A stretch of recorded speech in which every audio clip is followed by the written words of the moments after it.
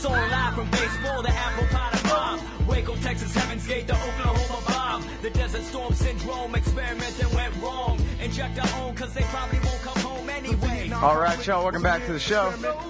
It's Anti-War Radio. I'm your host, Scott Horton, and I'm joined on the phone by my friend Will Grigg.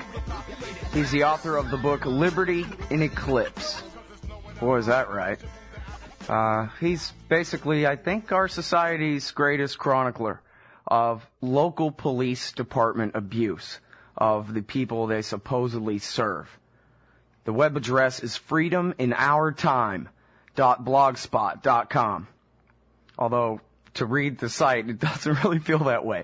It's called Pro Libertate. Welcome back to the show, Will. How are you? I'm doing great, Scott. Thanks so much for having me on again this morning.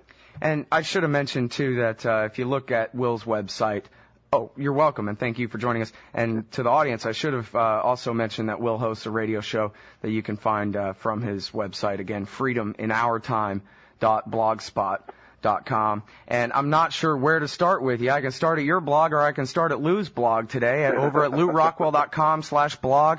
You got a story that I just can't believe, except that I heard a million like this before. Go ahead and tell this, man. You're freaking me out. It's almost incomprehensible, but last December 22nd, there was a man by the name of Lonnie Tinsley who lived in a place called El Reno, Oklahoma, who was sent by his father to look in on this fellow's 86-year-old grandmother who's bedridden. She has a therapeutic bed in her apartment. She's attached to an oxygen machine. Okay, wait. Stop right there. Everybody remember this number, 86. 86. Okay, I'm sorry. Keep going. Exactly. 86 years old. She's tethered to an oxygen tank. She's in a therapeutic bed in her apartment. This visit took place when the city was snowed in because of a winter storm. So this man takes a look at his 86-year-old grandmother, who's on a whole suite of medications. He doesn't know whether or not she's taken her daily dose of prescribed medications. That becomes complicated, confusing. She couldn't help him, and so he made what proved to be the almost fatal mistake of dialing 911, hoping to be connected to a med tech.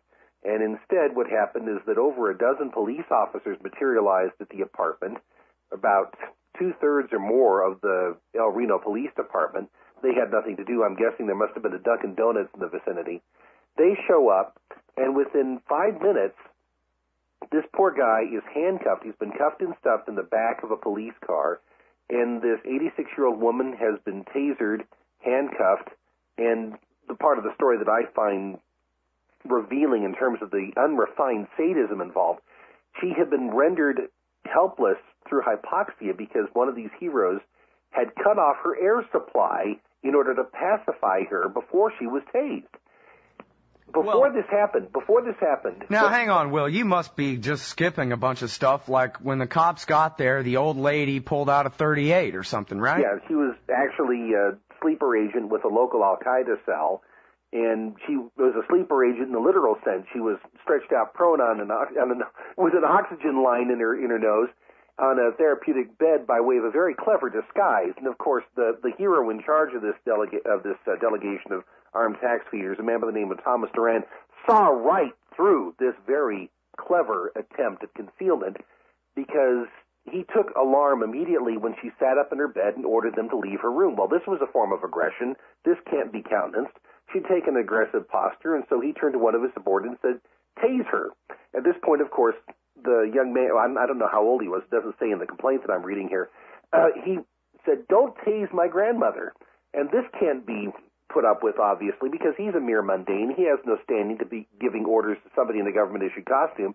So he was threatened with electroshock torture, thrown to the ground, dragged out, handcuffed, and stuck in the car. And after this had happened, according to, once again, this civil complaint that was filed in district court a few days ago, Lona, that's the grandmother, the 86-year-old grandmother, was set upon by these heroes in uniform, one of whom stepped on her oxygen line in order to cut off her air. One of the officers shot her with a taser, and it failed to make a connection. So she was shot by a second officer who was wielding a taser. And after this had happened, after she was burned as a result of being tasered, her hands were rudely shoved behind her back with such force that her skin was torn and she bled. She was handcuffed, And then both she and her grandson, Lonnie Tinsley, were taken to the local hospital where they underwent treatment. And then she ended up being confined in psychiatric care for 6 days by the maniacs in uniform that had barged into her home and assaulted her and assaulted her grandson for no reason apart from the fact that he made what proves to be a reliably predictable mistake of calling 911 in search of help. He didn't call the police. You should never, ever call the police for help. If you can avoid the police, by all means do so. If you're in the middle of an emergency, the last people you want to call are the police, but he didn't call the police. He was trying to get in touch with a med tech. And unfortunately, the police were listening, of course. The dispatcher called the police, and a dozen of them or more showed up at the home. And as a result, you end up with this grandmother almost helped to death by the very kind people in government-issued costumes. All right. Now, here's the thing about this. And everybody, you can go to LouRockwell.com/blog to read all about this and links to the original sources and so forth.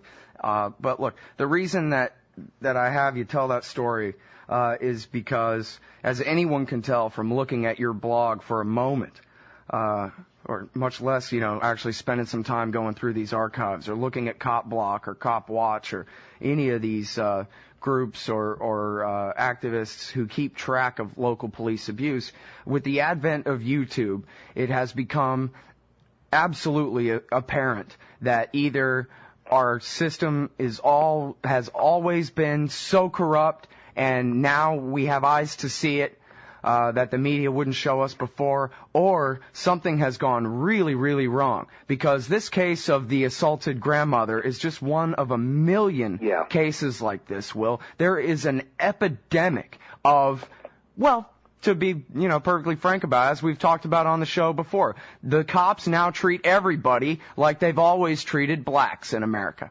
That's not a bad summation, and perhaps more to the point, the cops now are sort of swaddled in the same assumption of open-ended impunity that you find being granted to people who are members of the occupying army. And I think that the model and the mindset being used by local police now, and local only in the geographic sense, they're all funded by the Pentagon and the Department of Homeland Security to one extent or another, but they are reflecting the mannerisms and mindset of the military that has been typical of the military since, well, let me think. Let's say Manifest Destiny. I mean, it's not just that they're treating people now the way that inner-city blacks have been treated over the last several decades. We're being treated the way that the Indians were being treated, as General Sherman was evicting them from lands promised to them by treaty back in the mid-1800s. I mean, basically, once the border was closed, the Manifest Destiny ran out of room, and you had the continent under the control of Washington. They turned their attention inwards. Of course, they turned their attention outwards, too. I mean, take a look what happened to the Filipinos during the Spanish-American War. And many of the atrocities in the Spanish-American War, where you had 100,000 or more people killed, were carried out by military officials who'd been New York City police officials. I mean, the use of water torture, whether you want to call it waterboarding or the water cure, which was very much in vogue during the Spanish-American War, that was something that was used under the direction of a military commander who, in nominally civilian life, had been a high-ranking official in the New York City Police Department, very good friends with Teddy Roosevelt. And he had actually been using those methods as a police officer before exporting them to the Philippines. And then they made a return circuit back to the United States and were being used as part of the third degree in police departments throughout the South. And they were being used once again on many of the nominally free blacks in the Jim Crow South, until about the mid-1930s, when the American Bar Association actually forced through some reforms that put an end to that, albeit temporarily. But we're dealing here literally with the same dynamics that confront people who are on the receiving end of a military occupation. The police are regarded as domestic troops, people who are not anointed agents of the state's punitive priesthood are being told that they have no choice but to submit instantly and unconditionally anytime they're given a directive by somebody in uniform. Those are symptoms of the martial law mindset, I think. Yeah, well, it sure seems like we're headed toward the very bottom of the slippery slope, although I'm not really sure how deep this thing goes. That's a scary prospect. Yeah, all right, well, it's William Norman Grigg. He's the author of Liberty and Eclipse and keeps the blog Pro Libertate at freedominouratime.blogspot.com, and we'll be right back with some more after this. This is the Liberty Radio Network, broadcasting the latest liberty-oriented audio content 24 hours a day at LRN.FM.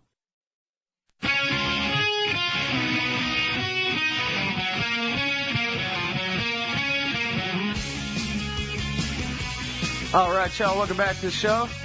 It's Anti-War Radio. I'm your host, Scott Horton. Check out all the foreign policy and police state archives at antiwar.com/radio. I'm talking with William Grigg. He keeps the blog Pro Libertate at freedominourtime.blogspot.com, and he wrote the book Liberty in Eclipse. And let's see here, Will. Here's what I want to ask you. You know I'm a wild-eyed radical and all that. Certainly. I got a wild idea for you. What if somehow we were to put together some kind of coalition with the minimal kind of demand for reform, retraining of local police across this country? Because as we've discussed on this show before, it is quite apparent that at some point these guys stopped being trained at all. I mean, look, it was always a bunch of thugs wanted to be cops anyway, right? Sure. But they stopped even being trained as, listen, you guys are peace officers. You are this is how the law works. This is what a constitution is. And these people are your masters, not the other way around. Now go out there and protect them or something. They used to be told something along those lines. That is no longer true. As you so aptly put it, all people must immediately submit to any whim of any cop or risk death on the spot. Yeah. In the United States of America now, that is where we're at. Something has got to be done. Is there a way to make some kind of coalition to just say, hey, look, man, you guys are civilians too? I think if that's going to happen, it's going to coalesce out of the social networks that have nothing to do with the dinosaur media, the state-aligned media, if you will. And I think there is a fairly good prospect that we'd see a coalition of that sort emerge, and that's something I eagerly hope for. Another alternative is something I write about in the most recent essay, Pro Libertate, which is about what's happened in Maywood, California. The city government is going out of business because their police department, which was nothing less than an undisguised band of thieves operating with basically a concessionary relationship with the government, have put the city in a position where no insurance underwriter is willing to extend liability coverage. That drove the city into bankruptcy, so the city government is going to dissolve except for a rump city council that will coordinate municipal services with a neighbor, and so the police are all going to go on the unemployment line. And that's appropriate because Maywood basically was this island of misfit toys type of refuge for police officers who couldn't find employment anywhere else in California. If you know anything about the utterly wretched law enforcement culture in California, you can imagine that this was the creme de la scum of law enforcement. These are people who were leaving jurisdictions and leaving jobs one step ahead of prosecution. They actually hired as a police chief a couple of years ago a guy who was convicted of theft and had a criminal record that included all kinds of domestic abuse and other misbehavior of that sort. They appointed him to be the police chief. I mean, he was cashiered by the LAPD because of his criminal background, but he was going to be put in charge of the Maywood Police Department. And so you've got a situation where literally they're going out of business, and the county sheriff, the Los Angeles County Sheriff, is going to be providing law enforcement coverage. That's happened in a couple of smaller communities as well over the last several years. And quite frankly, I don't think that things could be worse if you were to do away with the police in circumstances like that. And that goes back to what Edmund Burke was talking about a couple of hundred years ago when he talked about the fact that policed societies, as he put it, are unnatural. And they put the law-abiding in a uniquely disadvantaged position because if you're dealing with a private sector predator who, through force or guile, threatens your property or your life, at least you can fight back without being punished for fighting back. You know, Edmund Burke, this stick-in-the-mud conservative in the mid-18th century, actually understood that principle now, and he's not, by no means the same kind of conservative as the people like Mark Levin who worship anybody in a government costume. And I think that there's going to be enough outrage over what's being revealed through the informal media networks right now on all points of the political spectrum that there is a possibility that we'll see this sort of trans-ideological coalition come together to put the police back into some kind of an institutional and constitutional cage, and it has to be done pretty quickly. One very good, in my opinion, immediate reform would be to insist that nobody who has any background in the military have anything to do with civilian law enforcement. I don't see that you can be a peace officer if your background is carrying a gun and threatening to kill people in order to make them submit to the demands of an occupying military power. as a matter of a categorical imperative, somebody who has that background should not be considered suitable for work as a civilian peace officer. Now, that would decimate the ranks. It would more than decimate the ranks. I think probably a plurality or a larger percentage of people in state, local police, highway patrols, sheriff's departments have some kind of a military background, and that would be a stern and unsettling step to take. But I think that we've reached such a parlous state of affairs now where we have to start with that and then reconstitute some kind of a civilian law enforcement culture where, once again, we're focusing on training people to be peace officers, people with a specialized function in society in which, as a matter of occupation, they do something that common citizens can do on their own.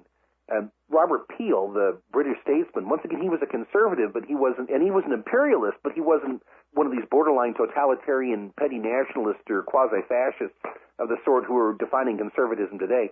Robert Peel pointed out when he created London's Metropolitan Police that the police are no different from any other British citizen. It's just that they do this all the time, whereas a British citizen might have, in the course of a lifetime, a handful of occasions where he might actually have to do something about taking an assertive stand to defend life and property. And he pointed out that basically his bobbies didn't have any exalted position in society, and what they did was dependent entirely on the support and consent of the people who employed them. And that by no means reflects what's going on right now in the United States. And in order to restore that ethic, I think you have to start by culling out, by way of just a thorough institutional lustration of law enforcement from top to bottom, anybody who has been indoctrinated in the military mindset that now is the most identifiable trait of American law enforcement. Yeah, my favorite radio anecdote isn't even my own show. It's somebody called the Shannon Burt Show years ago. I might have told you this one before. And the guy called in and talked about how his job as a Williamson County sheriff, because he was an older guy, was to drive around with the new guys for a week or so. And he would always ask them, why did you become a cop? And they would always say, oh, I want to help people or whatever nonsense. Mm-hmm. But one of the guys, one of the Williamson County sheriffs, I'm sure he's in charge now or something, this guy, answered, well, you know, the way I see it, things around here are getting more and more Gestapo, and I just want to make sure I'm wearing a brown shirt. Oh, dear. And so these are the kinds of decisions that are being made. And as you say, you talk about the members of the military in the police departments. If you know any soldiers who ever came home from a war recently, they had a, hey, please come down and join the police department thing waiting for them in their mailbox you bet. When they got back. And now let me bring in one more thing here, and then I'll let you finish up this segment. And that is the Northern Command. America now has its own theater of operations, just like Central Command that Petraeus just got demoted from. And there's a 3rd Infantry Division. Matthew Rothschild has done really great work about this in the Progressive magazine. And you talk about these, small cities and counties going bankrupt. Well, who's the final backstop when the whole thing falls apart and no government can afford to pay their local so-called civilian security forces? And instead of having de facto troops quartered among us, as the police are now, we have outright army divisions patrolling our country. Yeah, they've set up a default in such a way that the natural progression of events in the case of a bankruptcy by a city or a county is to send in the National Guard. We've conversed before about what's going on in Alabama, which has been utterly ravaged by Goldman Sachs and the economic hitmen and their employ. There's a situation now where Jefferson County, the sheriff of Jefferson County, has actually said that because there's no money to pay him and his deputies, they're going to call in the National Guard to provide law enforcement. And that's another way that this could break if people don't organize very quickly and demand exactly the opposite happen. And as you see the municipalities and counties start to collapse under the burden of, government pensions to begin with, you're going to have a break point here where it could go one way or the other. You could have a situation where you're going to have, and most people would consider this to be an absolutely horrible outcome, but I think it would be delightful, a Somalia type of a state of affairs where there is no coercive government authority and people actually cooperate through commerce and contract and collaborative efforts of that sort. Well, you mean Somalia before Dick Cheney's invasion in 2006, right? After the Black Hawk Down episode and the occupying troops were chased out of that country, they had a 5 or 6 year economic boom that took place because these people were permitted to go out and pursue peaceful commerce. And what happened, of course, is they decided to correct that by getting Ethiopia to invade and sending in another occupying power. And that's the other way that this could break. You know, that's basically the set of alternatives that await us right now. And I certainly hope that we'll choose the former rather than the latter. Yeah. Well, I sure am thankful for you, Will. We need anti-demagogues like you out here doing what you do. And everybody, again, it's freedominarchive.blogspot.com for Will Grigg. Thanks again. God, take care. And read the book. It's Liberty and Eclipse. We'll be right back.